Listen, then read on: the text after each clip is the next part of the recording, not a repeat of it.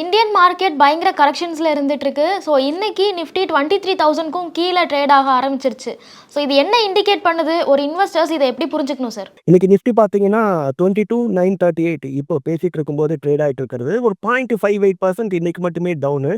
இன்னைக்கு மட்டும் இல்லைங்க, லாஸ்ட் ஒரு 6 நாளாக பார்த்தீங்கன்னாக்கா இன்வெஸ்டர்ஸ் வந்து 26 lakh crore மார்க்கெட் கேப்பு கீழே விழுந்திருக்கு. இதுக்கு முக்கிய காரணம் என்னன்னா, ஃபாரின் இன்ஸ்டிடியூஷன் இன்வெஸ்டர்ஸ் இன்னைக்கு மட்டுமே 4,500 கோடி வித்திருக்காங்க. அண்ட் அவங்க வித்துட்டே இருக்கும்போது நம்மளும் டொமஸ்டிக் இன்ஸ்டிடியூஷனல் இன்வெஸ்டர்ஸ் 4,000 கோடிக்கு வாங்கியிருக்கோம். பட் இந்த குறிப்பாக ஒரு வாரமாக பார்த்தீங்கன்னாக்கா கரெக்ஷன் ஃபேஸ்லேயே இருக்கிறதுக்கு மொத்தம் 6 காரணங்கள் இருக்குமா. முதல் காரணம் பார்த்தீங்கன்னாக்கா இன்ஃப்ளேஷன். யூஎஸ்ல அதிகமாகக்கூடிய இன்ஃப்ளேஷன். இது ஒரு ஃபோர்காஸ்ட். இது இன்னைக்கு என்ன பண்ணிட்டு இருக்காங்கன்னாக்கா, ட்ரம்ப் அவரு டேரிஃபை இன்க்ரீஸ் பண்ணிக்கிட்டே இருக்காரு. இப்போ புரிஞ்சுக்குங்க, நீங்க ஏதோ ஒரு பொருள் வேற ஒரு கண்ட்ரியில நமக்கு இம்போர்ட் பண்றோம். அந்த பொருளை நீங்க டாக்ஸை இன்க்ரீஸ் பண்ணீங்கன்னா அது யார் மேல போய் அந்த ஒரு வரி சுமை வரும் அப்படின்னா எண்ட் யூசர்ஸ். இப்போ நேற்று என்ன பண்ணியிருக்காங்கன்னாக்கா 25% ஸ்டீல் அண்ட் அலுமினியம் மேல டாக்ஸ் டேரிஃப்ஸை இன்க்ரீஸ் பண்ணியிருக்காங்க அவங்க. ஸோ அது என்ன ஆகும்னாக்கா மெட்டல்ஸ் யூஸ் பண்ணக்கூடிய ஆட்டோமொபைல்ஸ் அண்ட் ஆன்சிலரிஸ் இதோட ப்ரைஸஸ் எண்ட் ப்ரைஸஸ் கண்டிப்பாக மேலே போகும். அண்ட் அவர் என்ன பண்ணிட்டு இருக்காரு, அகைன் அந்த இமிகிரன்ஸ் அப்படின்னு சொல்லக்கூடிய இல்லீகலாக அங்கே இருக்கக்கூடிய மக்கள் எல்லாம் அவங்கவுங்க ஊருக்கு ஏற்றி அமைச்சிட்டு இருக்காங்க. இப்போ அவங்க என்ன பண்ணுவாங்கன்னாக்கா, அவங்க தான் யூஎஸ்ல இருக்கக்கூடிய சீப் லேபர்ஸ். இப்போ அவங்க அந்த ஊரை விட்டு வெளியே போயிட்டாக்கா யூஎஸ்ல இருக்கக்கூடிய சிட்டிசன்ஸ் அவங்க எம்ப்ளாய் பண்ணாக்கா அந்த பிஸ்னஸோட வேலை வாய்ப்பு மேலே போகும். ஸோ இந்த ஒரு ரெண்டுமே பார்த்தீங்கன்னா யூஎஸோட இன்ஃப்ளேஷனை அதிகப்படுத்துது. அது ஒரு பெரிய அலார்மிங் ஃபேக்டர். ஸோ யூஎஸ்க்கு ஏதாவது ஒரு பிரச்சனைனா அது உலகத்தில் இருக்கிற எல்லா கண்ட்ரிக்குமே ஒரு டாமினோ எஃபெக்ட் இருக்கும். அது மொதல் ரீசன். அது ரெண்டாவது ரீசன் பார்த்தீங்கன்னாக்கா, ட்ரம்ப் அவர் பதவி ஏற்றதுல இருந்து ஒரு 3 கண்ட்ரி மேலதான் அந்த ஒரு டேரிஃப் என்ற ஒரு சுமையை அதிகமாக வச்சிருந்தாரு. Mexico, Canada and to one extent of China. ஆனால் இன்னைக்கு பார்த்தீங்கன்னாக்கா அந்த அலுமினியம் அண்ட் ஸ்டீல் டேரிஃபை எல்லா கண்ட்ரிக்கும் அவர் பொதுப்படையாக இன்க்ரீஸ் பண்ணிட்டாரு. இது அந்த ஒரு மெக்சிகோ, கனடாக்கு மட்டும் இல்லை, யூரோப்பியன் கண்ட்ரிஸ் உலகத்தில் இருக்கிற மற்ற ஸ்டீல் எக்ஸ்போர்ட்டிங் கண்ட்ரீஸ்க்குமே இது அப்ளிகபிள் ஆகும். இது இன்னைக்கு என்ன பண்ணியிருக்காங்கன்னா, யூரோப்பியன் யூனியன் அவங்களும் என்ன சொல்லியிருக்காங்க, they will also retaliate with counter tariff. இது என்ன ஆகும்னாக்கா ஒரு ஃபியர் ஆஃப் ட்ரேடு உண்டு பண்ணுது. இது வரைக்கும் ஸ்மூத்தாக போயிட்டு இருந்த அந்த ஒரு ட்ரேட் பரிமாற்றம் இன்னைக்கு என்ன ஆகுதுன்னாக்கா காஸ்ட் எஸ்கலேட் ஆகிட்டு இருக்கு. அது என்ன ஆகிட்டு இருக்குன்னா ஒரு ஃபியர் ஆஃப் ட்ரேடு உண்டு பண்ணிட்டு இருக்கு, which is definitely not good for business environment. ரெண்டாவது, இந்த ரீசனுக்காக என்ன பண்ணிட்டு இருக்காங்கன்னாக்கா எஃப்ஐஐ செல் பண்ணிக்கிட்டே இருக்காங்க. இது மூணாவது ரீசன். இது வரைக்கும் பார்த்தீங்கன்னாக்கா 2.75 lakh crore வரைக்கும் இந்தியன் மார்க்கெட்டில் எஃப்ஐஐ செல் பண்ணியிருக்காங்க. ஸோ அவங்க கண்டினியூஸாக செல் பண்ண என்ன ஆகுனாக்கா டிமாண்டு கீழே போயிட்டு இருக்கு, மார்க்கெட்டு சறுக்கி கீழே வந்துக்கிட்டே இருக்கு. கரெக்ஷன் ஃபேஸில் இருக்கிறதுக்கு இதுவுமே ஒரு முக்கியமான காரணம். மூணாவது ரீசன். நாலாவது பார்த்தீங்கன்னாக்கா நம்ம கார்பரேட் ஏர்னிங்ஸ், டாடா மோட்டார்ஸ் எடுத்துக்கங்க, ஹெச்டிஎஃப்சி பேங்க் எடுத்துக்கங்க, நிறைய கம்பெனிஸ் என்ன பண்ணியிருக்காங்க, எஃப்எம்சிஜி கம்பெனிஸ் உட்பட அந்த ஸ்ட்ரீட் எக்ஸ்பெக்டேஷனு அவங்களோட செப்டம்பர் 2024 ரிசல்ட்ஸும் சரி, டிசம்பர் 2024 ரிசல்ட்ஸும் சரி மீட் பண்ணவே இல்லை. அது இப்போ அந்த ஒரு அன்இம்ப்ரெசிவ் குவார்ட்டர் ஏர்னிங்ஸ் அது என்ன பண்ணுது, மார்க்கெட்டுக்கு ஒரு சப்போர்ட் லெவலை கொடுக்க மாட்டேங்குது. மார்க்கெட்டு இன்னமுமே அந்த ஒரு டிமாண்ட் கீழே போயிட்டே இருக்கு. இது நாலாவது ரீசன். அஞ்சாவது ரீசன், இந்த டேரிஃப் இன்க்ரீஸ் ஆகுறதுனால ருப்பி கண்டினியூவஸாக டிப்ரிஷியேட் ஆகிட்டே இருக்கு. 2025 ஜனவரியிலேருந்து இன்னைக்கு வரைக்குமே 3% டிப்ரிஷியேட் ஆகிடுச்சு. ஒரு வருஷத்துக்கே ருப்பி என்ன ஆகுனாக்கா ஜென்ரலாக 2.5 to 3% ஒரு வருஷத்துக்கு ஃபுல்லாகவுமே முழுமையாகுமே. ஆனால் கடந்த ஒரு 30 நாள்லேயே இந்த ஒரு டிப்ரிசியேஷன் ரொம்பவுமே ஒரு அதிகமான ஒரு டிப்ரிசியேஷன். இது ஒரு நெகட்டிவ் சென்டிமெண்ட்டை மார்க்கெட்டுக்கு கொண்டு வருது.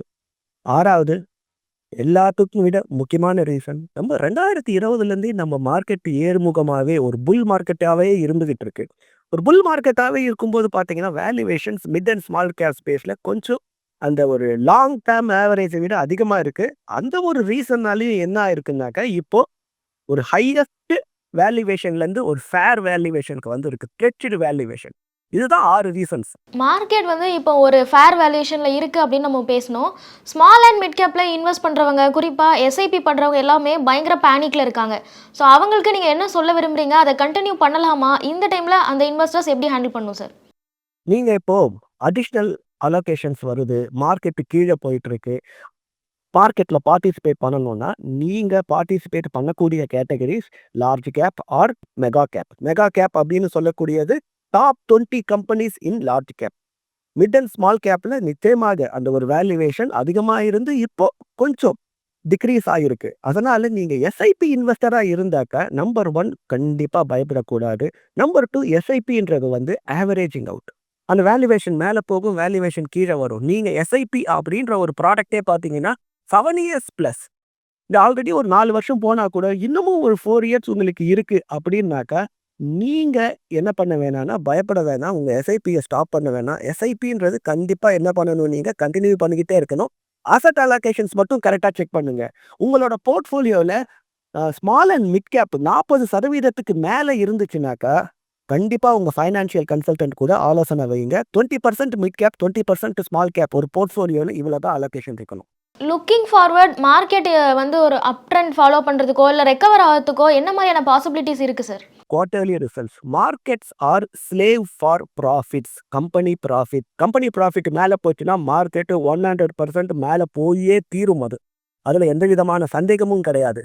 ஸோ அப்படி அது வந்து மார்க்கெட்டு மேலே போகணும் அப்படின்னாக்கா ஏர்னிங்ஸ் நீங்கள் கொஞ்சம் டைம் கொடுக்கணும். ஒரு 3 மாதம் நீங்கள் டைம் கொடுக்கணும். நீங்கள் இல்லை ஒர்ஸ்ட் கேஸ் பார்த்தீங்கன்னாக்கா செப்டம்பர் 2024க்குள்ள நம்மளோட கார்பரேட் ஏர்னிங்ஸ் 100% மேலே போகும், டிமாண்ட் மேலே போகும். 2 விஷயம். இப்போ வந்து நம்ம பட்ஜெட்டில் பார்த்தீங்கன்னாக்கா அவங்க நிறைய எக்ஸம்ஷனை அறிவிச்சிருக்காங்க. அதோட டிமாண்டு, அதோட கேபெக்ஸ் இது எல்லாமே என்ன பண்ணும், கார்பரேட் ப்ராஃபிட்டை இன்க்ரீஸ் பண்ணும். நம்பர் 1. நம்பர் 2, நம்மளோட மானிட்டரி பாலிசிலையும் 0.25 கம்மி பண்ணிட்டாங்க ஃபெப்ரவரியில். ஏப்ரலில் இன்னொரு 0.25 கம்மி பண்ணுறாங்க.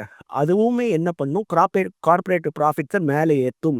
இப்போ நீங்கள் என்ன பண்ணணும், ஒரு 3 to 6 months பொறுமையாக இருக்கணும். 4 வருஷமாக மார்க்கெட் மேலே போயிட்டே இருந்ததில்ல, நடுவில் ஒரு வருஷம் அப்படியே கொஞ்சம் ஒரு மியூட்டடாக இருக்கும்போது பேஷன்ஸ், டெம்பர்மெண்ட் வேணும். செப்டம்பர் 2025லேருந்து கண்டிப்பாக கார்பரேட் ப்ராஃபிட் இன்க்ரீஸ் ஆகும், மார்க்கெட்டும் நிச்சயமாக மேலே போகும். கார்பரேட் ப்ராஃபிட் இன்க்ரீஸ் ஆகிறது தான் ஒரு சொல்யூஷன் அப்படின்னு சொல்லியிருக்கீங்க. இதை தாண்டி இந்தியாவோட எக்கனாமிக் க்ரோத் என்ன மாதிரியான ஒரு லெவலில் இருக்க போகுது சார்? ஏன்னா மார்க்கெட் பயங்கர டவுனில் இருக்குது. இதை வச்சுட்டு இந்தியாவோட எக்கனாமிக் க்ரோத் சரியில்லை அப்படின்னு புரிஞ்சுக்கலாமா? ஸ்டாக் மார்க்கெட்டுன்றது ஒரு இண்டிகேஷன். நம்ம எக்கனாமிக் சர்வேவை பாருங்க. பட்ஜெட்டுக்கு முன்னால் எக்கனாமிக் சர்வேவை வந்து ஃபைனான்ஸ் மினிஸ்டர் தாக்கல் பண்ணும்போது 6.3 to 6.8%. இப்போ மானிட்டரி பாலிசி ஆர்பிஐ அனௌன்ஸ் பண்ணும்போது பாருங்க, ஃபைனான்ஷியல் இயர் 26க்கு 6.5% கொடுத்துருக்காரு. 6.5% ஒரு ஃபென்டாஸ்டிக் க்ரோத் அது. ஸோ கண்ட்ரி மேக்ரோ இண்டிகேட்டர்ஸ் கண்டிப்பாக நல்லா இருக்கு, டவுட்டே இல்லை. இப்போ ஒரு லாங் டேர்ம் இன்வெஸ்டர்ஸ் ஒரு 20 இயர்ஸ்க்கு அவங்களால ஹோல்ட் பண்ண முடியும் அப்படின்னு இருக்கிற இன்வெஸ்டர்ஸ் கையில் லம்சமாக அமௌண்ட்டும் இருக்குது அப்படின்னா அவங்க இப்போ அக்ரெசிவாக இன்வெஸ்ட் பண்ணலாமா இல்லை டிஃபென்சிவ் மோடில் இருக்கணுமா சார்? அக்ரெசிவாக இன்வெஸ்ட் பண்ண வேண்டாம். என்ன பண்ணுங்க, உங்களோட மணியை ஒரு 3 பார்ட்டாக டிவைட் பண்ணுங்க. இமீடியட்டாக ஒரு 33% இப்போவே இன்வெஸ்ட் பண்ணிடுங்க. மார்ச் மாதம் இன்னொரு ஒரு 33% இன்வெஸ்ட் பண்ணுங்க. மே மாதம் இன்னொரு ஒரு 33% இன்வெஸ்ட் பண்ணுங்க. என்ன ஆகும்னாக்கா உங்களுக்கு செப்டம்பர் 2025க்குள்ள மார்க்கெட்டு நிச்சயமாக வந்து அந்த ட்ரெண்ட் ரிவர்ஸ் ஆகிடும்.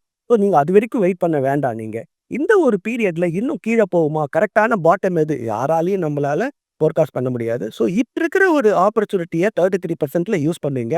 மிக்க இருக்கிற ஒரு 33 + 34% அடுத்த மாதம் அதுக்கு அடுத்த மாதத்துக்கு ஸ்பிளிட் பண்ணி வச்சுக்கோங்க.